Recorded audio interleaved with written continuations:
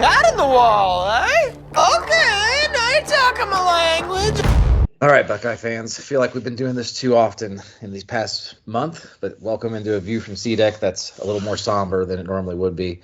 And a lot of Buckeye fans from my message boards are feeling a lot of ways right now about pretty much everybody on the coaching staff and quite a few players as well. But we'll start real quick with our thoughts on the Cotton Bowl game. There's not too much to talk about. It's pretty plain and obvious what happened. The O-line with a little bit of shuffling due to them sitting our center out due to what was most likely a very controversial interview, and we'll talk about that later, was a freaking sieve, was a turnstile, and once Devin Brown got hurt, we clearly had no plan for having Lincoln Kineholtz in the game, even though Casey and I were both wanting to see that pretty bad. It was not what I wanted to see at all, the way that went. And so, I said as soon as I saw Kineholtz's first series, I turned to my wife and go, we're not scoring again tonight. And I don't know if that's how you thought, but Casey, I'll start with you, the man in a deep, dark depression right now, usually the eternal optimist. What'd you think there last Friday night? I was shocked, to be honest with you, because the whole year, starting from the beginning of the year, the O-line was pretty bad, but they seemed to slowly not make huge strides, but they did seem to get a little bit better. Like even in the Michigan game, I thought they played pretty well. And I feel like we've played just as good at defensive lines as I was expecting from Missouri, like Penn State's, for example. And just seeing it was almost like they just didn't care, or I don't know. I was shocked more than anything to see how little push we got. Trey seemed to be running pretty hard first half. So I thought maybe we just open up one hole on one play and he can gallop for 70 and that could be the difference, but that just never happened. The defense, I thought, played out of their freaking minds. They were just tired by the end. Just like, I keep forgetting if it's that Penn State and Notre Dame game. I think it was Notre Dame where they dominated. They put together 2 long drives, and somehow McCord pulled that rabbit out of his hat at the end, but that wouldn't happen. But I was mostly disappointed with the O-line, obviously. Yeah, Haas, what did you think there?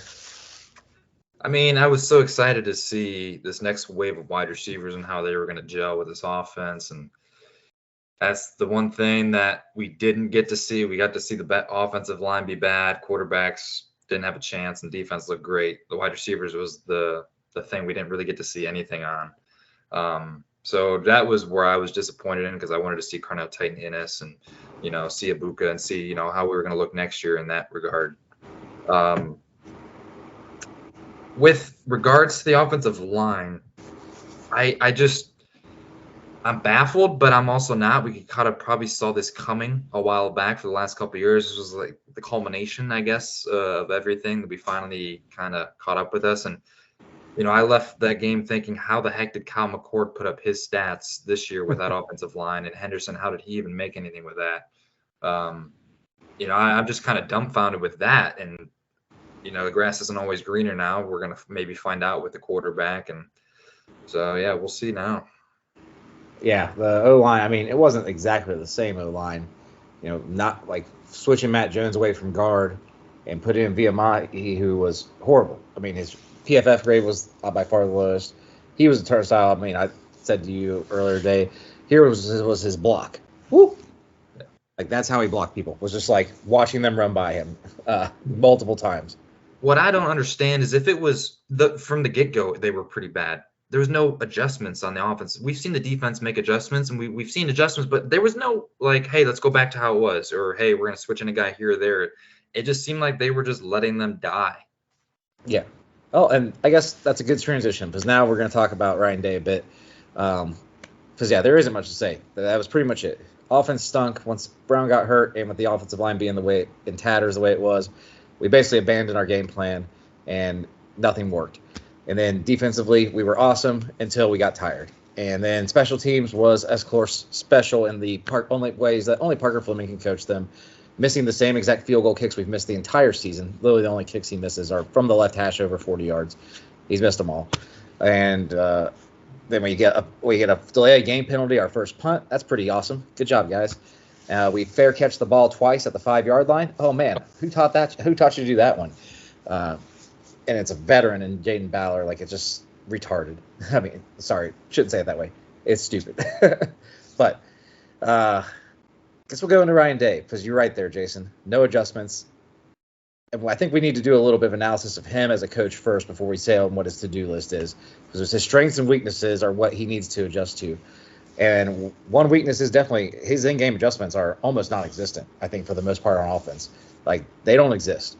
And if his game plan doesn't go, if even a series doesn't go the way he's scripted it to or the way he wants it to, he gets totally out of sorts. He calls weird plays, second down long runs all year, short side of the field runs in key situations all year. It's like he can't get out of his own way if you hold him behind schedule.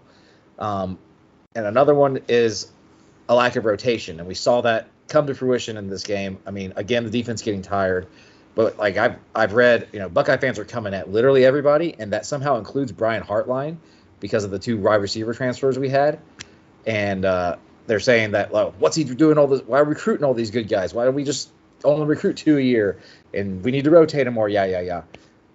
Please point out the position group that does rotate on this team, because there isn't one. Everybody plays all the time. Well, you get to the bowl game at the end of the year, and guys look like they've never played all year. And so when we get Vigamahi in, he looks like a guy that's never played, even though he's, a 4th year or 5th year player in the program. That's ridiculous. Those 2 are big things, and obviously some of the loyalty to his coaching staff.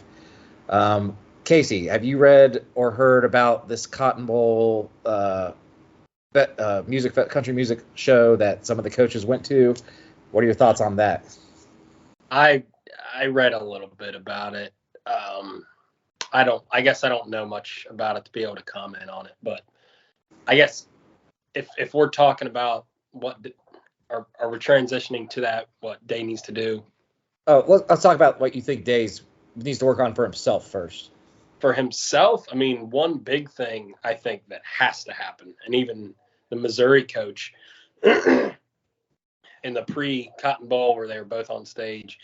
Yes, I said this next Tuesday. Please listen to this guy. He said, I had to look at myself in the mirror when I called my own plays and realized I wasn't doing my full duties as a head coach. And it paid dividends for us, for me to pass that along to somebody else. That has to happen in the offseason. He cannot call plays anymore. That's first and foremost, I think. Yeah, Hoss, I know you've been preaching that for a while now. That at the end of last year, you really wanted him to give up the play calling. I've never been a fan of a head coach, professional or college, that calls the wrong plays. I just think that as a head coach, you need to focus on, clock management, adjustments on and off the field. Like, you're the eyes on the field, you're seeing the morale, you're seeing everything. And when you're focused on play calling, with Ryan Day, I think it sums up to me, this might not make sense to you, but he's trying to be unpredictable. His unpredictability has become predictable in the sense that he's going to do stupid stuff. I watched a little bit of the Bama game, and their offensive coordinator, Weiss, or whatever his name is, he did a QB counter, and it was so beautifully drawn up. I've never seen something. He pulled to the guard and the tackle, and it was like the defense was like, "What the heck would just happen?" And I just don't see that enough with Ryan Day to be like he's a great play caller. I just think more often than not, he's getting bailed out by the superior talent on offense. And so what needs to change is give up play calling. I've been saying that for a long time, and if he doesn't do that, it's his ego. It's just his ego, which I could be chalking it up to that, to a lot, not wanting to let these coaches go and not wanting to change up play calling too. Yeah, and I agree that it's a huge problem, and the game management is where it shows up the most on game day. But I think it's the roster management. You got, a ton of guys transferring, not that they shouldn't, with the way NIL is and with the transfer portal. Go take your chance to play. But it's also like we don't seem to have guys ready in the wings, and I think that's on the head coach. He needs to make sure that his position coaches are developing their guys, and he can't do that if he's having to be such an integral part of the game plan Like, that's something that definitely needs to be dumped on Hartline. If he's going to be the offensive coordinator, he needs to be the one that puts up the game plan for the most part, even if he's not the one calling the plays. But yeah, we can transition that now to the to-do list for Ryan Day. And there's a lot I think that needs to change in this program in severe ways. I'm going to start.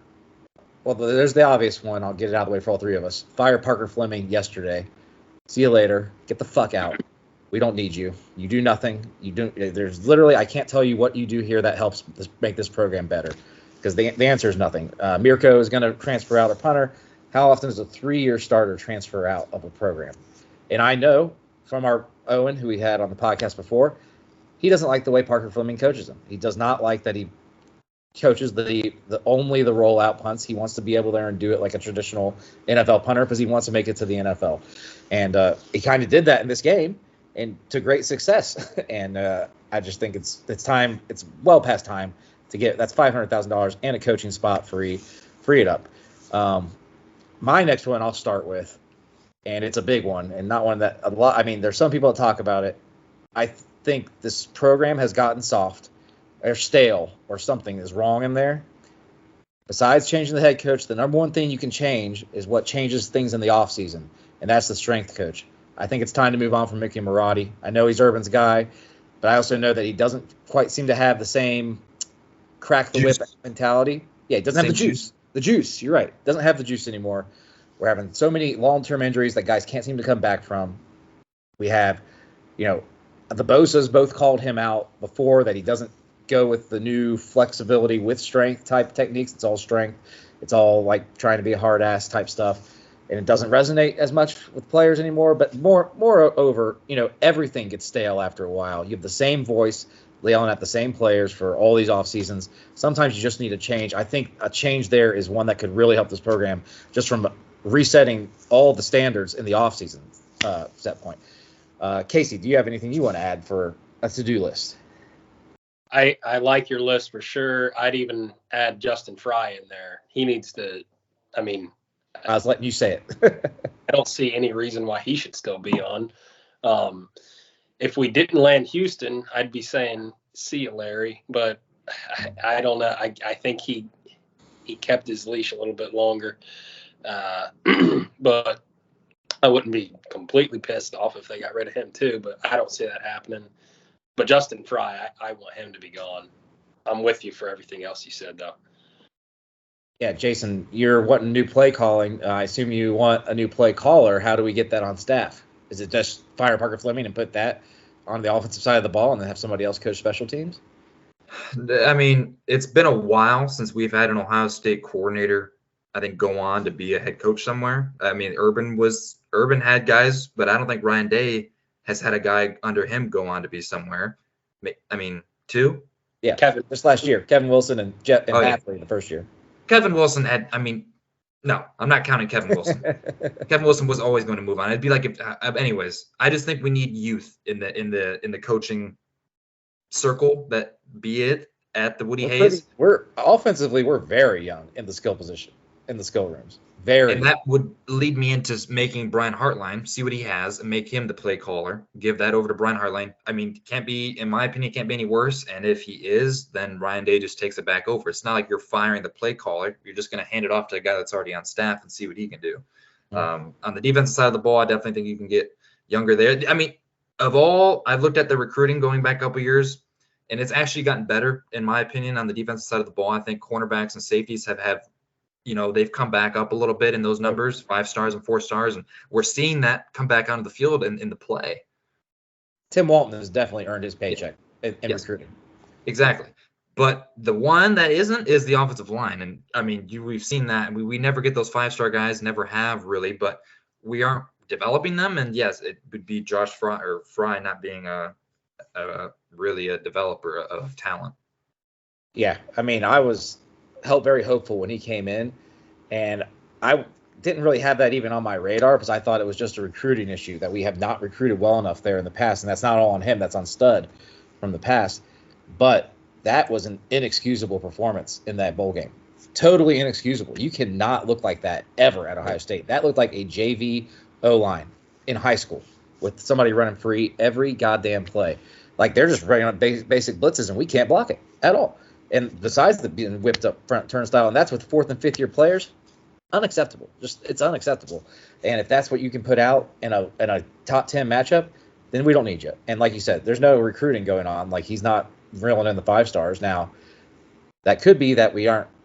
Let's talk a little bit about the Heinzman interview that got him benched. He said we're not paying O linemen at all. Like whether they're there or not there in the portal, in recruiting, we're just not paying them. We're not going to get these 5-star guys if we don't change that attitude. But it seems like it's a whole attitude from all of NIL at Ohio State that it's just not where it needs to be if we want to recruit the top level talent at every position. What I thought, I didn't actually hear it. From what I gathered, what he said was basically they're not guaranteeing any nail to anybody until you get a starting spot, which is almost incentivizing guys. You know what I mean? Like it's like we're not going to be strong armed, which I kind of like. But if he's saying that we're not paying O linemen anything, period, then what the hell are we doing? Not period, just in a material way. You're not going to come make $500K at Ohio State, is what he's saying as an O lineman at all, no matter how good you are. I don't know about it's one of probably the most important position group, as we saw in the Cotton Bowl. Yeah, it doesn't matter how good these receivers are if the quarterback's running for his life and just happen to chuck it out of bounds every play, like Lincoln Kineholz was having to do. Yeah. I mean, I would say you said the culture, and I've always said they were soft, the culture being soft, and him having mental health coaches and stuff like that. But you need to maybe just reevaluate the NIL stuff's going to be tricky because it's also going to change. They're going to put rules on it. And it's the Wild West right now, so I don't really blame us for not really being in that regard. But I wouldn't count on that, Jason. I would not count on them putting guardrails on this.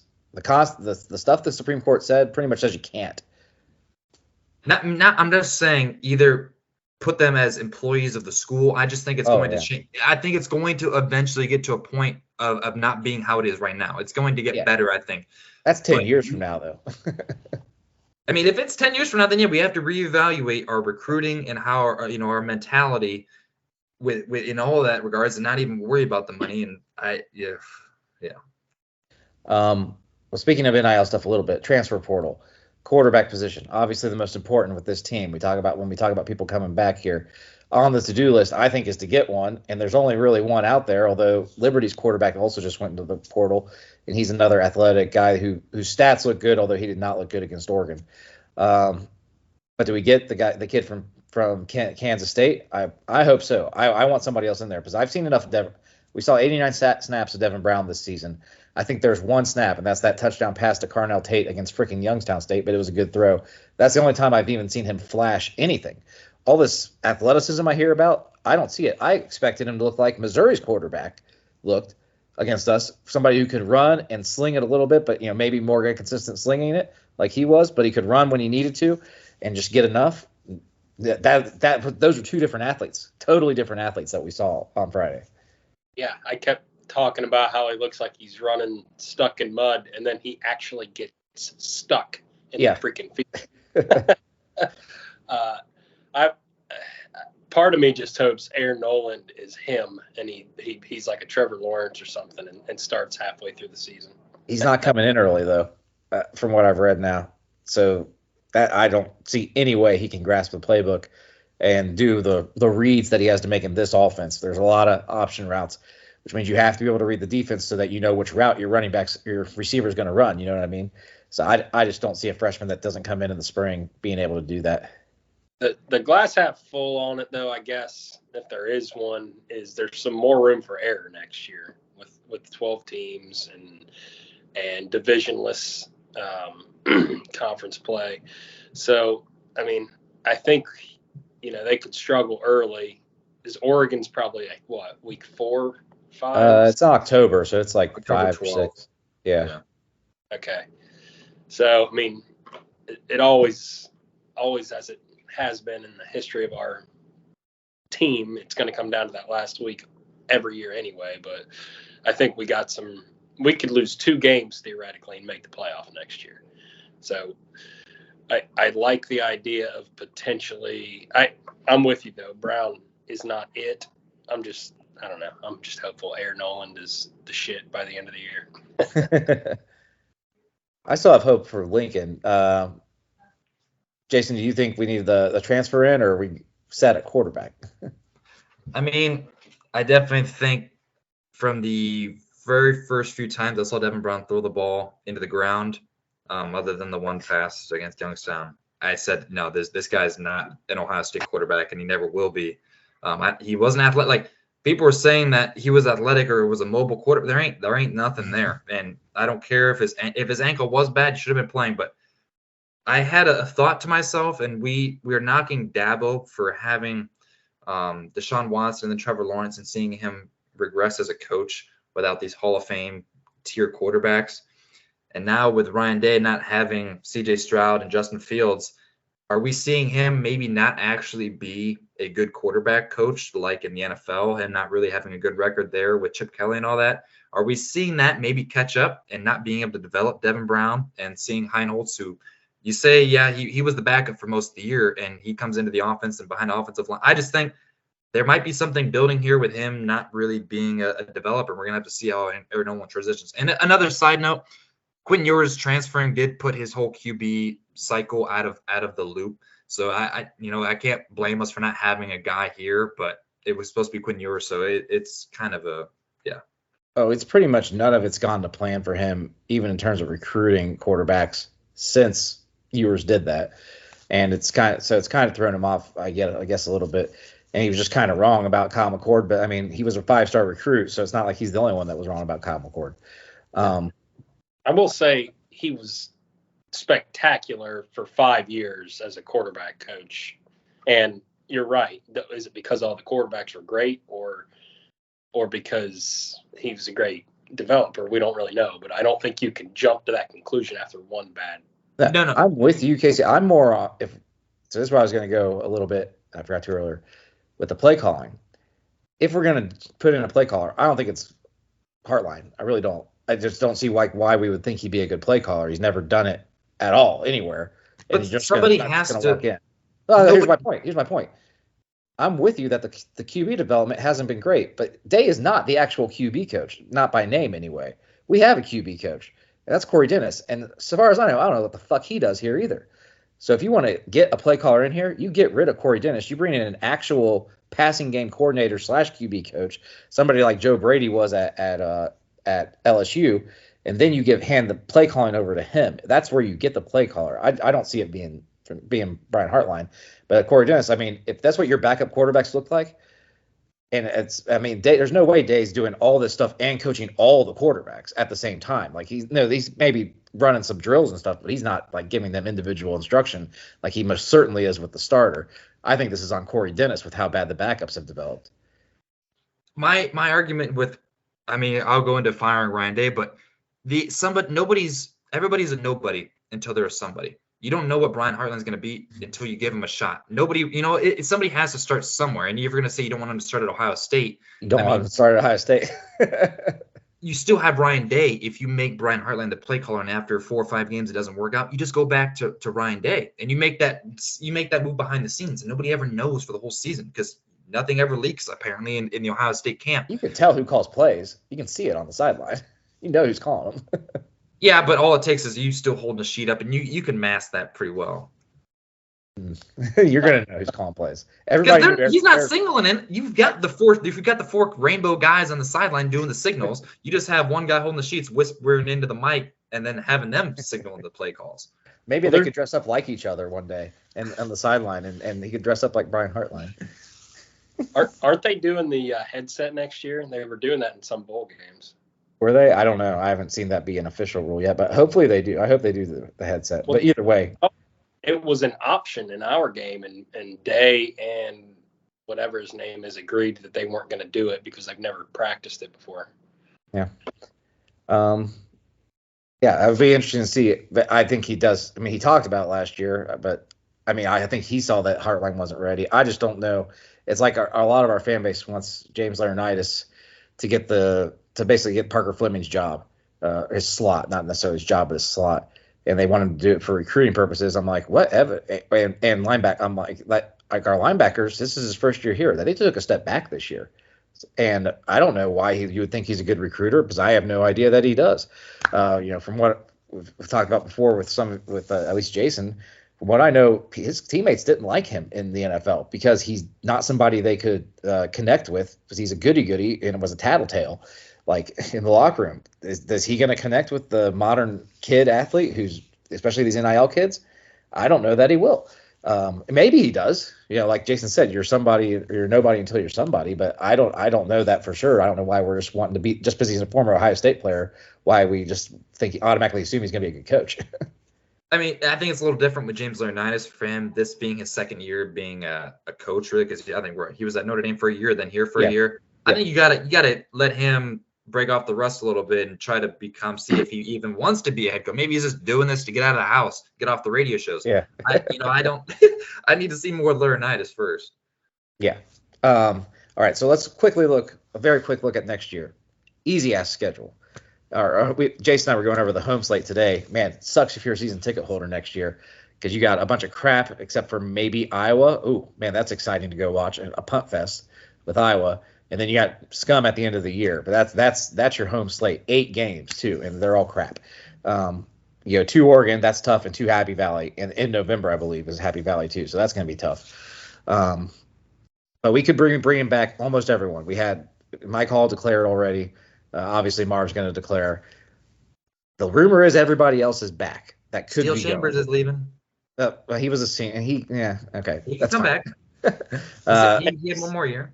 So right? We're basically going to lose the linebackers. We're going to lose Matt Jones, and we're going to lose Mike Hall and Marv. And then if Ibuka's back, which we can talk about whether that's even a good thing, to be honest, probably is a good thing. Other than that, everybody's back. So this should be a stacked team if we can get the quarterback position right and if we can figure out this O-line. I think there's some moves we can make on the O-line to get 5 good guys out there that we already have on the roster, assuming Heinzman didn't totally burn his bridges with that interview he did, because he said a lot of other things about the program that are not flattering. I think if we move Josh Fryer to right guard, we can sure up that hole, because if VMI was the best option we had of the current guards, then we're effed. We are fucked. But if we move Fryer down to right guard, because I don't think he's a great right tackle, I think he's a natural guard, and then Luke Montgomery, who was a freshman this year, true freshman, is ready to step in at right tackle, I think we can be solid on the O-line. I think Simmons played better as the year went on, and he started getting more comfortable. Donovan Jackson back. I think he's got all the potential in the world. I think he played poorly because of who he was playing next to this year, and things got in his head a little bit. I think they can be passable, assuming we get the right O-line coach, assuming we get the right strength and conditioning program in the offseason that actually gets these guys to the peak shape they should be in, because Heinzman also said he didn't even come close to the weight he was supposed to be, and you could tell he got pushed around a little bit against bigger D tackles this year. There's just a lot to like about what's coming back next year. And the skill positions, like we lose Marv, that's awful, but you got one of the greatest recruits of all time coming in here as a freshman and Jeremiah Smith. You got Carnell Tate, who Marv said was better than him at his age, when he was Carnell Tate's age. And then Brandon Ennis is a playmaker. I'm not worried about receiver. And I'm not worried. I think the running backs, our 2 best running backs from this year, are back in Hayden and obviously Travion. So it's all sitting there for us. But can we take advantage of it? Jason, I'll start with you on that. As you know, I really despise the quarterback position, because I think you need to build around them and rather than focus on the quarterback. And I think that's what's been lacking the last couple of years is good offensive line. The defense really been lackluster. And next year, the only real question mark I have is on defense is the linebackers, with losing them and how are they going to be. But I think the defense is going to be rock solid next year. But yeah, the offensive line and quarterback. And if the offensive line can get things figured out and be better, I really don't care who the quarterback is, because I think that they can be good. Just like McCord was serviceable this year. People didn't love him. I wish he was still here, honestly, because I think next year it would have been stellar to have another guy in the system, have him come back. He could probably put up even better numbers having another year under his belt, and the offensive line being better and everybody having another year of experience. It really pains me to not have that guy coming back at quarterback when I think that the quarterback is overvalued. So do you think we can take it? Do you think we make the playoff? I'll put it this way: do we make the playoff, and do we beat Scum? Scum should be a lot worse next year. Should be. 12-team playoff, we have to. I mean, we make the playoff 100% because the Big Ten is garbage. We make the playoffs, and I don't even know. I'm not going to make a prediction on Scum because I don't even know. I just don't know. All right, Casey, what do you think for next year? Can we beat Scum? Can we make the playoff? Can Ryan Day save his job? He's on the hot seat now for sure. For sure after this game. Oh yeah, this is his last go around. It's just like Harbaugh in 2021. He had to win, and they cheated to do so. We can touch on that in a different podcast. Yeah. But I don't know. I think we can lose to Oregon as long as we beat Michigan or in. And I think they're gonna be way down this year. They're gonna be back to pre-21, like barely above average team. But they've figured out the blueprint to beat us. So we do have them at home. So it's good. Yeah, I have confidence. I don't know. I like my gut from what I just saw and what I saw, how I saw them beat Bama doesn't give me much confidence, but they're going to be way worse next year. So I do think we actually get off the schneid and beat them. I will say though, next year the Big Ten is not going to be trash. Come on, they got Oregon, USC, Washington. USC's not that good anymore, but they're going to be the second best conference. You can't even argue that. Yeah, but I mean, Big 12 being bad, Pac-12 not existing. Yes, it's by default, yes, but I mean, it was bad this year. The West was horrific. The West was horrific this year. The SEC wasn't good either, and you kept acting like they were so dominant. They weren't that great. Yes, they were a lot better than the Big Ten. Games with us and them. It's head and shoulders how much better the Pac-12 and SEC, and even the Big 12 had a pretty strong showing too. I just think the Big Ten was, my God, the third best team in the Big Ten. I mean, Penn State and Iowa. I wouldn't score a point against the three best teams. I'm not going to get into this, but Jesus. Yeah. I was. The Pac-12 was the best. Then SEC, I guess, was second. And then after that, it's all even. The SEC was definitely second. I do think the Pac-12 was the best, but I think the SEC was the second best, and I think it's kind of proven out in the bowl game. They definitely better. I mean, the big bowl games, they basically went 1 I mean, obviously Bama losing to Michigan, but they went 4-1 against us. Like they spanked the Big Ten around. Yeah, but the years that the SEC sucks ass in bowl games, it's like I do agree with that, but not you and me, Casey. We were saying the Big Ten was better when we smacked them in the bowl game, so we can say that the SEC was better this year. But you're right. As a total national narrative, yeah, when we kick their ass and go 7-1 in the bowls that one year, and then the SEC sucks, it's nothing. I mean, it catches nothing. But then this year, it's all. I mean, they're basically rooting for Missouri during that game. Yeah. Or when players opt out and the SEC loses, it's because of the opt outs. But when they beat Florida State because they were missing, 20 fucking starters. Yeah, it didn't matter. Didn't matter. Oh, it proved it. Yeah. Like, no, it didn't. It proved that game proved nothing besides Georgia's good against a JV team. Yes, Georgia's going to be nasty next year. I mean, they have a tough schedule, but Jesus. Yeah. Oh yeah, they're real. They're gonna be real tough. And Bama should be real good again too next year because a lot of their guys are gonna be back as well. Losing some defensive. Milroe's not good, man. Maybe not, but maybe with another year in the system, you never know. And I trust Saban. Saban is not a loser. He's going to figure out ways to do things. But that'll do it for this podcast. It's just been a tough end of the year for the Buckeyes, and it really the gun is to his head now, man. The gun is to Ryan Day's head. He's got to figure out what he's going to do under this pressure because it is immense at this point. And if they have any sort of flop, even mid-season, it could be time to hit the bricks. Jason and I were talking earlier today. I think he's got to at least either go 11-1 at least with the win over Michigan and an appearance in the Big Ten championship game at least.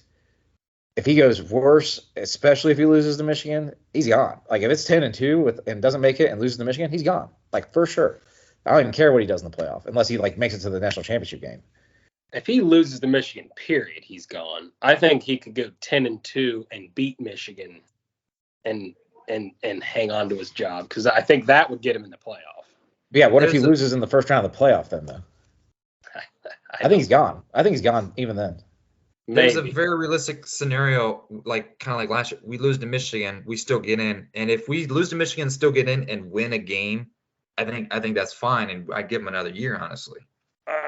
Man, I don't know. It depends. Come on, I'm the optimist. I'm gonna be the optimist here and say that's not. You guys were saying 11-1 isn't. Oh man, how can you fire a coach after going 11-1? Yep. Oh man, but the magic number is 4 times in a row, guys. I found out Casey's magic number 4 times in a row. Michigan, that's his straw. That is because these last 3 years they've been legit good, even though they cheated, and 2 of them were on the road. Like this year, I'll give them a pass because it was a good game. They just freaking beat Bama by technically more than they beat us, even though it went to overtime.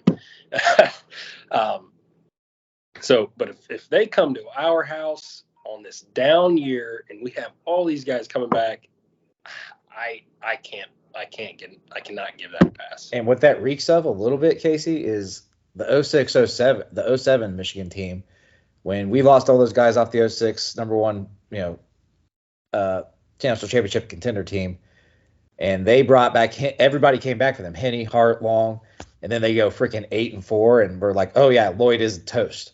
This could be what it feels like, where we all of a sudden go 9-3 and lose to Michigan in a game we shouldn't lose at home, which is what they did too that year, and there it is, and then it's gone, but then it's all a year too late, to be honest. I'll sum up my thing. I was spoiled. Yes, I was spoiled with beating Michigan every year and being really good for, a decade and a half. But the rivalry game, like we've seen in every other rivalry, it's never going to be every year where we beat them. And if next year we go, it's gonna fluctuate. And if yes, we lose 4 times in a row next year, I just want to see us do freaking good in the playoffs and at least win a damn game. And win a bowl, like the Cotton Bowl, like this is a New Year's Six bowl game that we just got throttled in. If we would have won that would have alleviated a lot of this pressure off of him. Instead, he just put it all back on him. So I just want to see us win a freaking playoff game and advance a little farther, and that would maybe take some of the pressure off him from losing Michigan. No, that maybe, but I don't know, man. Like Casey said, a loss to Michigan next year with the state their program should be in, it would be like so disheartening, because then you got to go. Then what, are you going to wait till let him take another shot in Ann Arbor and lose 5 in a row? Like, good lord. But that'll do it for this podcast. As always, though, even though all 3 of us feel pretty down right now, and a lot of Buckeye Nation does, go Bucks. We'll see you guys in 2024. We'll have a bunch of off-season stuff. We may do some basketball stuff. There's still a TV podcast that's still floating around in this computer somewhere. One of these days I'll put it up, Jason, just for you. I was waiting until you left our workplace before I'd actually put it up. But for the Hoss and Direwolf, I'm just Matt, and we will see you guys next time. Hey guys! Whoa, big gulps, huh? All right. Well, see you later. A rich man's world.